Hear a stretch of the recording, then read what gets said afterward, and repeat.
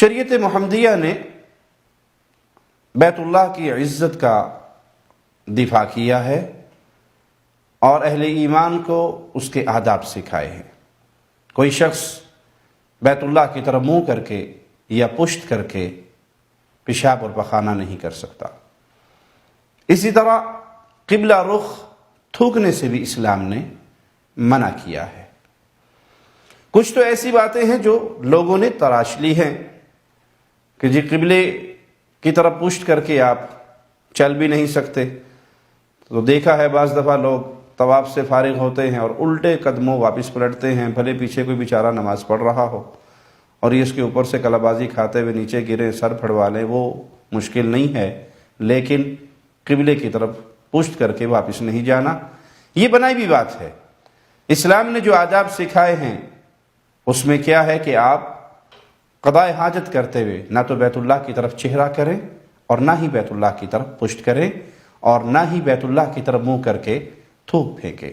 آئیے رسول اللہ صلی اللہ علیہ وسلم کی چند احادیث سنتے ہیں۔ مسند احمد میں حدیث نمبر 16561 ہے۔ ایک شخص اپنی قوم کی امامت کروا رہا اور اس نے قبلے کی جانب تھوک دیا۔ رسول اللہ صلی اللہ علیہ وسلم اس شخص کو دیکھ رہے تھے۔ جب وہ نماز سے فارغ ہوا تو آپ نے اس کی قوم سے کہا لا یصلی لکم، آئندہ یہ تمہاری جماعت نہ کروائے۔ اس کے بعد اس شخص نے دوبارہ نماز پڑھانا چاہی تو لوگوں نے اسے روک دیا کہ ہمیں رسول اللہ صلی اللہ علیہ وسلم نے یہ حکم دیا۔ تو وہ شخص اللہ کے نبی صلی اللہ علیہ وسلم کے پاس حاضر ہوا اور آپ سے پوچھتا ہے کہ کیا آپ نے واقعی میری قوم کو اس بات سے منع کیا؟ تو آپ صلی اللہ علیہ وسلم نے فرمایا کہ ہاں، میں نے تمہاری قوم کو منع کیا کیونکہ تم نے قبلے کی طرف منہ کر کے تھوک دیا تھا۔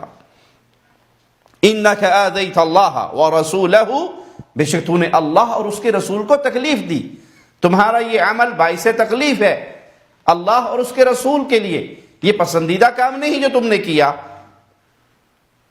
انسان نماز پڑھ رہا ہے، حالت نماز میں ہے اور نماز بھی مسجد میں پڑھ رہا ہے تو ناجائز ہے اس کے لیے، گناہ کا کام ہے کہ وہ قبلے کی طرف تھوک دے۔ ایک صورت یہ ہے کہ آدمی مسجد میں ہے لیکن نماز میں نہیں ہے، تب بھی وہ بیت اللہ کی طرف قبلے کی طرف منہ کر کے نہیں تھوک سکتا، یہ گناہ ہے۔ ایک صورت یہ ہے آدمی مسجد سے باہر ہے اور نماز پڑھ رہا ہے، اس صورت میں بھی وہ قبلے کی طرف منہ کر کے نہ تھوکے۔ چوتھی صورت یہ ہے کہ آدمی مسجد سے باہر ہے لیکن حالت نماز میں نہیں ہے اور پھر قبلے کی طرف تھوکتا ہے تو یہ امر بھی ناپسندیدہ ہے۔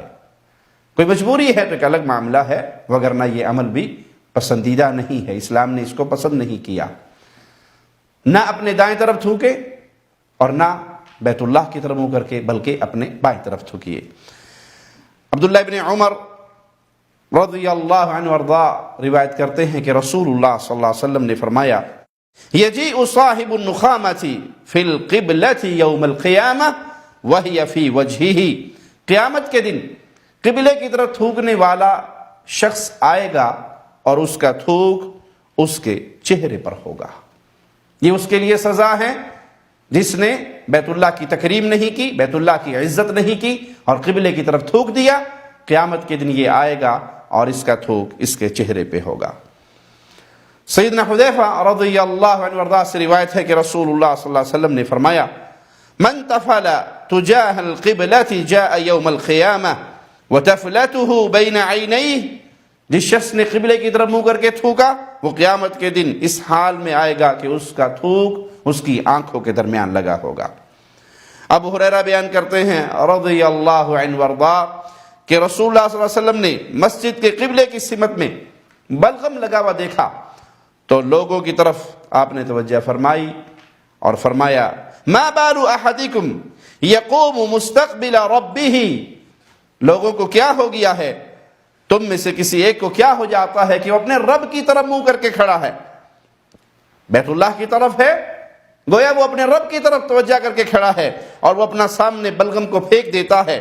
کیا تم میں سے کسی کو یہ پسند ہے کہ اس کی طرف کوئی شخص منہ کرے اور اس کے منہ کے سامنے تھوک دے؟ اگر تمہیں کوئی مجبوری میں بلغم پھینکنا ہے، تھوکنا ہے، تو اپنی بائیں جانب اپنے قدم کے نیچے تھوک دے، اور اگر اس کی گنجائش نہیں تو پھر یوں کر لے۔ راوی یہ حدیث قاسم نے اس کی وضاحت کرتے ہوئے اپنے کپڑے میں تھوکا اور اس کے ایک پلو کو دوسرے پلو کے ساتھ رگڑ دیا۔ سیدنا جابر سے روایت ہے رضی اللہ عنہ کہ رسول اللہ صلی اللہ علیہ وسلم ہماری مسجد میں تشریف لائے، آپ کے دست مبارک میں کھجور کی ایک ٹہنی تھی، ایک شاخ تھی۔ آپ نے مسجد کے قبلے کی طرف والی دیوار پر جمع ہوا بلغم دیکھا، آپ نے کھجور کی شاخ سے اس کو کھرچ دیا، پھر فرمایا ایکم یحب ان یعرض اللہ عنہ، تم میں سے کون پسند کرتا ہے کہ اللہ اس کی طرف نظر رحمت نہ فرمائے، اس سے منہ موڑ لے، اس سے اعراض فرمائے؟ تو ہم سب ڈر گئے۔ آپ نے فرمایا ایکم یحب ان یعرض اللہ عنہ، اپنے جملے کو آپ نے 3 مرتبہ دہرایا، تم میں سے کون ہے جو یہ پسند کرے کہ اللہ اس سے اعراض کرے، اس کی طرف نظر رحمت نہ فرمائے؟ پھر آپ نے فرمایا فإن أحدكم إذا قام يصلي فإن الله تبارك وتعالى قبل وجهه، جب تم میں سے کوئی شخص نماز کے لیے کھڑا ہوتا ہے تو بے شک اللہ تبارک و تعالی اس کے سامنے کی طرف ہوتا ہے۔ فلا يبصقن قبل وجهه ولا عن يمينه، تو اگر اس کو تھوکنے کی حاجت ہے تو اپنے سامنے کی طرف نہ تھوکے، نہ ہی اپنے دائیں طرف، بلکہ وہ اپنے بائیں طرف، اپنے بائیں پاؤں کے نیچے، اور اگر ایسا ممکن نہیں تو پھر اپنے تھوک کو اپنے کپڑے پر گرا لے، اپنی ثوب پر گرا لے، اس کے اپنے کپڑے کے ساتھ اسے صاف کر دے۔ پھر آپ نے اس کھجور کے ٹہنی کے ساتھ اس دیوار کو صاف کر دیا۔ صحابہ سے کہا کہ مجھے خوشبو لا کر دو۔ قبیلے کے ایک نوجوان اٹھا اور دوڑ کر اپنے گھر کی طرف گیا اور اپنے ہتھیلی پہ خوشبو لے کر آیا، جس کو آپ نے اسی لکڑی پہ لگا کر اس جگہ پر جہاں بلغم لگا ہوا تھا، قبلے کی اس دیوار کی طرف آپ نے خوشبو لگا دی۔ سیدنا جابر فرماتے ہیں کہ رسول اللہ صلی اللہ علیہ وسلم کا یہ عمل دیکھ کر تم نے اپنی مسجدوں میں خوشبوئیں لگانی شروع کی۔ مسجدیں اللہ کا گھر ہیں، اس کو صاف رکھیے، اس میں خوشبوئیں لگائیے، اس کا احترام کیجئے، اور خاص طور پہ قبلے کا وہ احترام کیجئے جو احترام ہمیں رسول اللہ صلی اللہ علیہ وسلم نے سکھایا ہے۔ یاد رکھیے، با ادب با نصیب اور بے ادب بے نصیب۔ اللہ ہمیں پیارے نبی صلی اللہ علیہ وسلم کی احادیث پہ عمل کی توفیق عطا فرمائے۔